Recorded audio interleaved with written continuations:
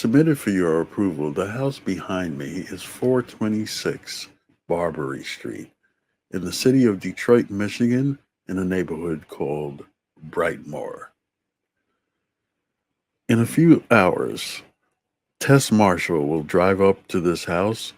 What happens to her when she arrives is the stuff nightmares are made of.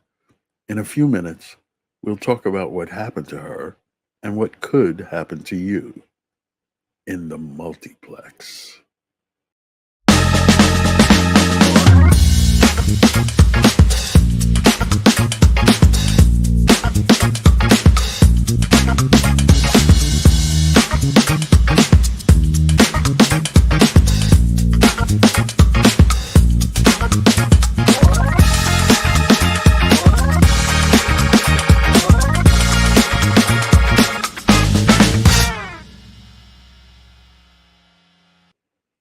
Hi, everybody. Mikeylito here, and welcome to another edition of Mikeylito's Multiplex.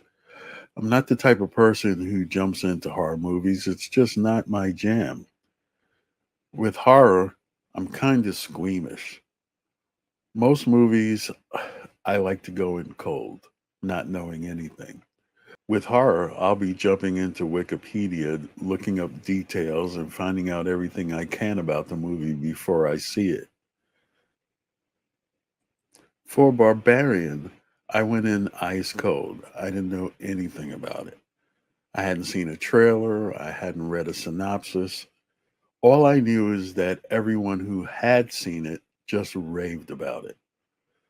They also wouldn't give up any of the details. Neither will I.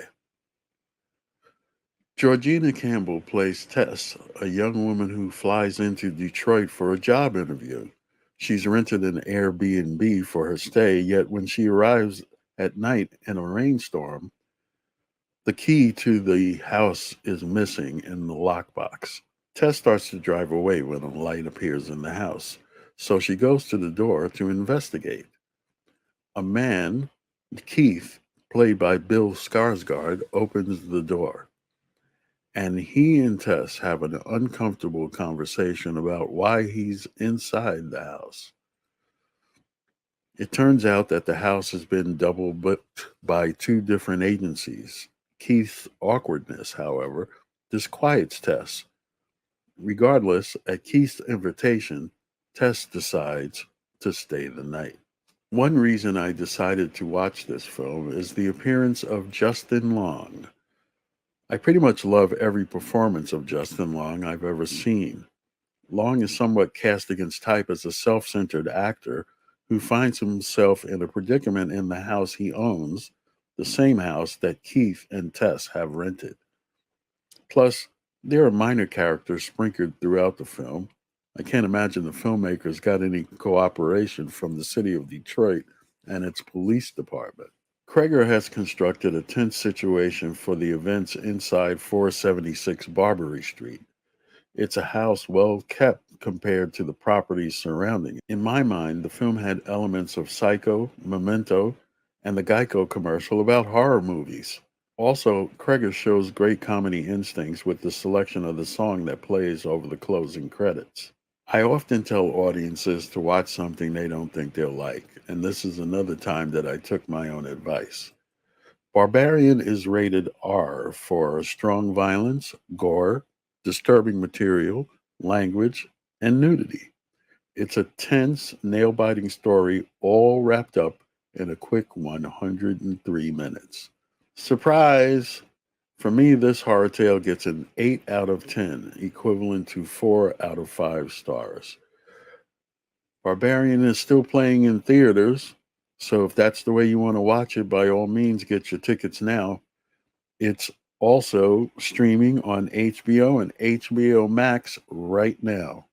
So watch it with the shades drawn or after dark and prepare to be frightened.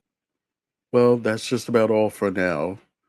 Coming up next week, I plan to take in Till, and in 2 weeks' time, on November 10th, I'll be in my seat next to my brother watching Black Panther Wakanda Forever. And I'll be shooting a matinee review shortly after getting out of the theater. I suspect there will be a spoiler review or discussion sometime later that Thursday. I'm going to try and arrange something. I don't know if I'll be able to pull it off, but we're going to give it a shot. But you're going to know what I feel about this movie on Thursday, November 10th. Until then, as always, watch content, form opinion. If you don't watch, then don't whine. Have a great weekend, and until next time, ciao for now.